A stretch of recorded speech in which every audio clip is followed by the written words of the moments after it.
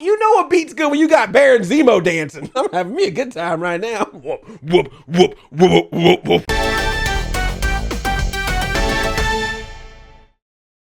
What's up, it's Andre, and it's time for Falcon and the Winter Soldier, episode 3 on Disney+. There will definitely be spoilers in this video about the Falcon and the Winter Soldier. You have been warned. Spoilers. The show starts off with a commercial. I was like, they put pre-roll ads on this show. It was a commercial for the Global Repatriation Council, the GRC. We are here to restore, rebuild. I was like, oh my gosh, is this WandaVision? WandaVision's back. We got the commercials again. Where's the shark? Yo, magic. GRC, this is the organization that supposedly is helping all the people who return from the blip get back to their normal lives, help them out with any resources that they need, but then immediately turns from this sweet, bright commercial to the military and the U.S. agent trying to get some information about where the flag smashers are. You kind of get this like, organization might be helping some ways, hurting some other ways. You know, it's complicated. John Walker apparently also works with the GRC. They're in Germany trying to find Karli and the Flag Smashers. They find this hidden base, people still there, and he tries to get some information from them. He's all like, I'm not telling you. And he spits on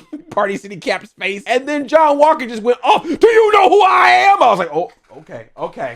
Again, you showing your true colors, my friend. Yeah, man. Yeah, he's breaking down. I think they might have picked the wrong person for the cap. Cut to Sam and Bucky. Last episode, they were going to see Zemo. Bucky's like, let me talk to Zemo alone. You're an Avenger. He may not like you. And Sam's like, he used you as a weapon? I don't think he's a big fan of yours either. But Bucky goes in there alone. I especially love it when he first meets Zemo in this very Silence of the Lamb type scene. Hello, Bucky. Would you like some fava beans? I love that Zemo says the words that used to trigger the Winter Soldier to go full Winter Soldier. And he's like, that don't work no more. And he's like, oh, I know it don't. I just want to see how you react when I said it. I'm like, See, this is why you don't want to talk to this dude. He is going to play mind games with you. Bucky, of course, asks for Zemo's help. Zemo's like, oh, because you believe Hydra is behind this. All right, I'll help you out.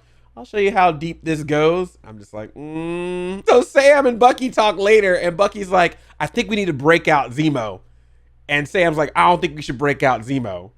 And then Bucky's like, well, hypothetically speaking, what if it just kind of happened already? Like, what if I maybe have instigated a fight that break out that then made all the guards busy, and then while the guards are busy, pull a fire alarm while giving an outfit to Zemo to make him look like a guard and give him a security key so he can get out so he would be loose, and then happens to be right behind me right here. Like, would that be a problem for you, Sam?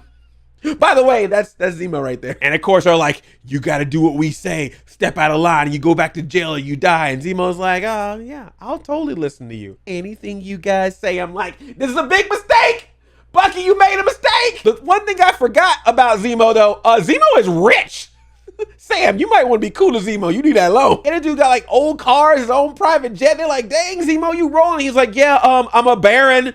I probably have more money if you didn't destroy the country I was on, Avengers. I see why you mad. But while he's going through his old cars, he finds this purple mask and was like, oh, smooth Baron Zemo. Take that with me. They go on the private jet. It's got a freaking butler up there. And Zemo ain't been there 5 minutes. Already messing with Sam and Bucky's head. Like he's all happy about food and drink. And he's like, you guys don't know what it's like to be in prison. Oh, wait. Yes, you do. Oh, come on, Zemo. Oh, look what I found, Bucky. It just happens to be the book of all the people you've wronged as the Winter Soldier. Well, what is this here? Why do you have some name circle? He is just messing with them in their face. But then Zemo points it out. He's all like, look, man, I got nothing against you or Captain America or any of this. I'm just saying we can't have idols. You know, you put them on pedestals, don't check out their flaws. And then they have a conversation about Marvin Gaye. Remember Sam suggested a song to Steve about Marvin Gaye? And Bucky like, I like the song. And they're like, how could you not love the song? He's like, I like the song. How could you not love it? Especially loves Zemo. Was like, oh, it captures the African-American experience. And Sam was like, all right, he's out of line, but seriously though. So their plan to get some information is to go undercover to Midripoor, which is this city where just anything goes. It's all lawlessness. It used to be like a place where pirates hung out, but now it's just this city where no holds barred, anything goes. Watch yourself, watch back. We cut to Karli where we find out a little bit more emotional side of what she's dealing with because she has a mama that's dying, tuberculosis, which seems to be one of those situations where she was being helped, but when everyone came back, they kind of pushed her aside and now she's almost dead. and then she dies. Going undercover in Midripoor, the Winter Soldier has to act like the old school Winter Soldier again.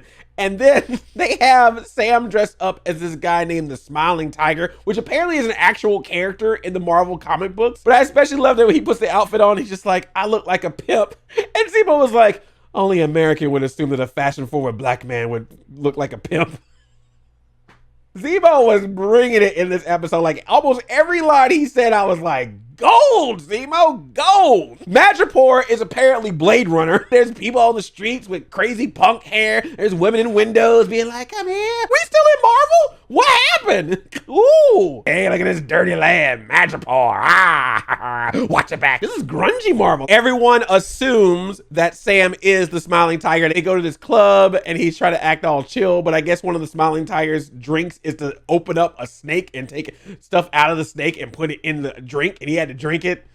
Just silly stuff like that. They go meet this woman named Selby who might have some info about how the Super Soldier Serum came back. The Winter Soldier had to go back into his old school ways, so he just beats the crap out of everybody so they can prove that they mean serious business. And I love that Zemo was like, oh, it wasn't that hard for him to go back to those old ways. I'm like, Zemo! They negotiate with Selby and they find out that there is a scientist named Wilfred Nagel, and this is the person that apparently brought the Super Soldier Serum back. And he's working for this mysterious figure that we haven't seen yet, known as the Power Broker. You even see in Midripoor things on the wall that says the Power Broker is watching you. As much as everybody can do whatever they want, you don't want to cross the Power Broker, whoever that person might be. But while they're undercover, poor Sam, he gets that phone call, got to turn off his ringer. His sister's calling him. Selby forces him to put it on speaker, and he tries to act all cool. It's the whole bit where like he's trying to pretend they're having one conversation and she's trying to have a completely different conversation. But right at the very end, she's all like, all right, Sam, talk to you later. And they're like, Sam? And then Selby gets shot, just boom. I was like, oh, shoot. Sam and Bucky and Zemo got to run out. Even though they didn't kill Selby, everyone's going to assume that they did. And sure enough, text messages go all out to everyone, John Wick 2 style, saying Selby's dead and these are the people you need to get. And there's a big bounty if you get them. So of course now everybody wants to kill them. But luckily before anything happens to them, they get rescued by Sharon Carter. She's back and she's upset. Oh, hey, Sam and Bucky, nice to see you guys again. Remember when I stole the shield for you guys and I stole your wings for you to help out him? And that got me in trouble with the law. I had become a fugitive on the run. Well, you all came back and y'all chilling. Ain't nobody calls Sharon Carter. Haven't talked to my family and friends. I can't go back to the country. The moment I do, I get arrested. But somehow the Avengers are okay. Thanks for the heads up. I felt bad for Sharon. I was like, God dang, because when you really hear it, you're like, oh yeah, that legit did happen. Like the last time we saw her, she was like, hey, here's some stuff for you guys. I gotta go run away. And she's been running ever since. And that's why she's living in Midripoor, because Midripoor is like, hey, once you're here, you can't come over here grabbing nobody. And to take care of herself, she's got a job selling real art. So we find out that a lot of the art that we see in museums and places are fake, and she's got the real stuff. And so she has these secret parties where she sells it off. She gives crap to Sam, being like, oh, guess you realize that being a hero is hypocrisy, so that's why you gave him that shield. And then she gives crap to Bucky. Oh, hey, you know, I thought you would be all about the shield. You know, you're Captain America's sidekick. Sharon is roasting these two. I was like, goodness gracious. And Zemo's just the whole time like, yeah, this is great. I like her. I also love when Sharon asked Bucky, so how's the new Cap? He's just like, oh, don't get me started. I'm like, dang, this dude can't get any love in show or out of the show. But warranted. Party City Cap. I also love the part where Sam was like, hey, if you help us out, Sharon, we'll get you back in the States. And she's like, no, you can't. Because if you could, you would have done it before, Sam. Because first she was like, I don't want your charity. He was like, all right, we'll make it a deal. She's like, all right, I guess now I'll do it. Whatever. So we go to like the art buying party, and oh my God, the beat that plays during this thing. Whoa, whoa, whoa, whoa, whoa, whoa, whoa, whoa, whoa, whoa, whoa. I was like, oh shoot. Even Zemo in one scene, he's all like, I'm feeling this. Oh shit. You know what beat's good when you got Bear and Zemo dancing. I'm having me a good time right now. Whoop, whoop, whoop, whoop, whoop, whoop. They find Dr. Nagel's location at the docks. Go figure. He's got like this secret room where he's working in the lab. They, of course, interrogate him, and we get the story of Dr. Nagel and the return of the Super Soldier Serum. And it's messed up, y'all. It's, oh my gosh. So Dr. Nagel worked with Hydra on the Super Soldier Serum, but when Hydra fell, he got hired by the CIA, because the CIA was like, we happen to have some blood from an American soldier that just happens to have some Super Soldier Serum in him. Of course, referring to Isaiah, who we saw in the last episode, the black man who was experimented on to get the super soldier serum and has the strength of Captain America, except no one knew about him and he was a prisoner and they took blood from him. Well, apparently the CIA was one of the people taking blood from him, and they worked with Dr. Nagel to basically create a brand new version of super soldier serum. And this is like an advanced version of it, whereas the old one, he had Steve Rogers and the Machine and all that stuff. Like this time, it's just Dr. Nagel was almost done perfecting the formula, but then he got blipped.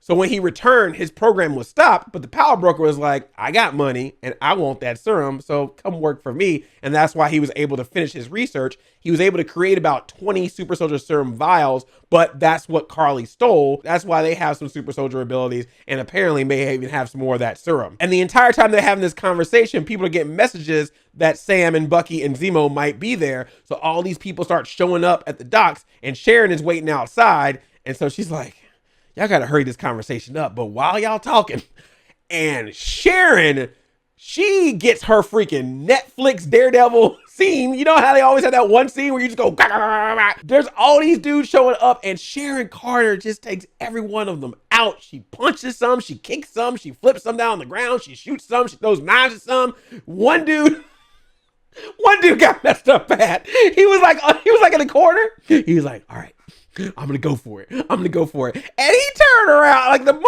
he turned his body around, boom, that body flew back like 10 feet. I was like, God dang it, Sharon Carter. You have upset this woman. Hell hath no fury like a Sharon Carter scorned. Oh my goodness. She was going off. It was so good. So good. Going back to the interrogation, they find out that there's no super soldier serum left in the lab. All of it was stolen by the Flag Smashers. So Zemo was like, cool, bang, kill that doctor. Because I'm pretty sure he's like, I don't want you making any more of this because I don't want no superheroes around. Don't you know how I roll? I'm Zemo. And if someone shoots like a missile or something at the lab, and of course with all the chemicals inside, they got to run out because the thing explodes. We get some more action, including Zemo getting to the fight, man. He puts that purple mask on and was like, a Batman. Just jumps in, just stab, stab, stab, shoot, woo! And then steals a car. Then just finds like an old car. And I love that they put Bucky in the front seat and Sam in the back seat. Sam was like, you're not gonna move your seat, are you? And Bucky's like, no. Call back to the time when it was reversed. Sharon doesn't go with them, but then she meets up with some other woman and she's like, oh, we got some trouble because these guys are on the case. And I'm like, whoa, Sharon. What kind of case are you on then that you concerned that they're around? Start those theories. Is she the power broker? Is she Mephisto? What's going on? And she's not the only one looking for them. You know, when you are Sam and Bucky and Zemo and you break Zemo out of jail and then you go to Midripoor, obviously looking for some information, eventually Party City Cap's gonna notice, especially since you didn't want to work with him. So he's all like, I don't trust him. Even to the point where Hoskins, his friend, is like, hey, dude, calm down. Like, it's all right. And he's like, no, they're supposed to be working with us. They're obviously broke Zemo out of jail. We getting them. I'm like, all right. And the villain begins. We get another heartwarming scene with Karli is bringing that heart. For the villain in this show, she is bringing that heart because she's just like, I wanted to be a teacher. We had all these plans. But you learn more and more that people like her who were still here when the blip happened were definitely pushed aside. I think she said something about like she was in some home and then she got like pushed out because they had to deal with all these new people that came in. We also find out that there's a GRC center that's just sitting on resources. They had like food there for several months and they're not even giving out. So they're not even doing a good job with the resources that they have to give it to the people that they need to give it to, and they're definitely not giving it to the people who were still here. And so she decides to break into one to take all their resources. And then she had a partner with them, was like, all right, good job. And she's like, put your seatbelt on. He's like, what? We ain't even moving yet. Put your seatbelt on. Trust me on this one. And then right when he clicked that seatbelt, look back at that building, kaboom! She blew that whole GRC center up. And he's like, weren't there people in there? She's like, hey, we got to send a message. I'm like, damn. Good old Happy Marvel with their jokey jokes brought some deaths this episode. There's also a great conversation with Sam, Bucky, and Zemo about the shield, with Sam learning everything that he's learning about Isaiah and the way that they treated him and everything else that's been going on. He's like, yeah, man, maybe I shouldn't have gave the shield up. Maybe I should have just straight up destroyed it. But then Bucky's like, no, you don't understand. That symbol means a lot to me and to many others. There's a very deep conversation where there was like, oh, there's some pros and cons the whole idea of it. But of course Zemo's just like, I want it all gone.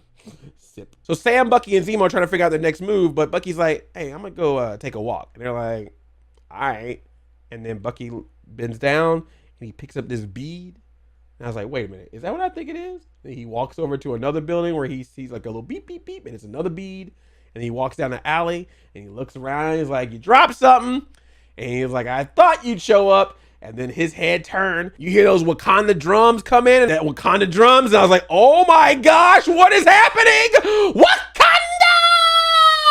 Dang, when they said Wakanda Forever, they meant it. Because, ayo, you know, move or you will be moved. She just shows up. I'm like, what? We getting Dora Milaje up in here? We getting Black Panther people? What? Oh my God, the show. And of course, she's like, I come for that Zemo. We got beef. And as soon as they show her on that screen, I'm like, cut.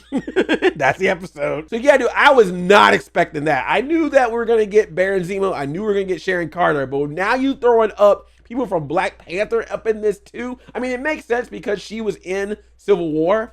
But still, what a surprise. What an awesome surprise. And Zemo, man, Zemo is MVP in this episode. Just everything he was doing was just so good. And Sharon Carter, also MVP in this episode. Everything she was doing was so good. This show is so good. It can't just be 6 episodes, man. I'm really upset there's only 6 of these. Thank you so much for watching this video. If you like it, give it a thumbs up because it always helps me out. And if you're new here, please feel free to subscribe if you like what I do. I love you like a play cousin. I'm Audi 5000.